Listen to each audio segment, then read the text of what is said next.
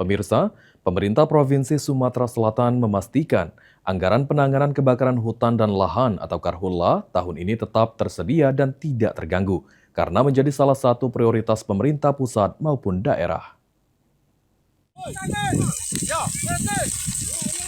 Gubernur Sumatera Selatan Herman Deru memastikan anggaran penanganan kebakaran hutan dan lahan tahun ini tidak mengalami gangguan.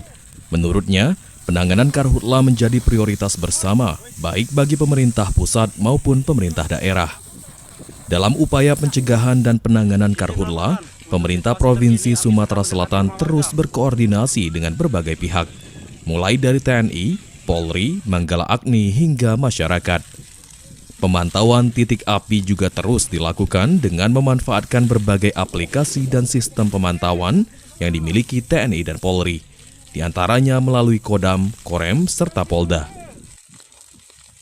Pemprov sendiri ada aplikasinya untuk mengeksekusi pemadaman itu tidak bisa sendiri. Artinya ada Manggala Agni, ada masyarakat itu sendiri, TNI, Polri, semua terlibat. Kita sudah all out. Gubernur Herman Deru menegaskan, saat ini perhatian pemerintah tidak hanya pada penanganan kebakaran, namun juga pada dampak Karhutla terhadap kesehatan masyarakat. Pemerintah berupaya memastikan masyarakat tidak terpapar udara tidak sehat akibat asap Karhutla.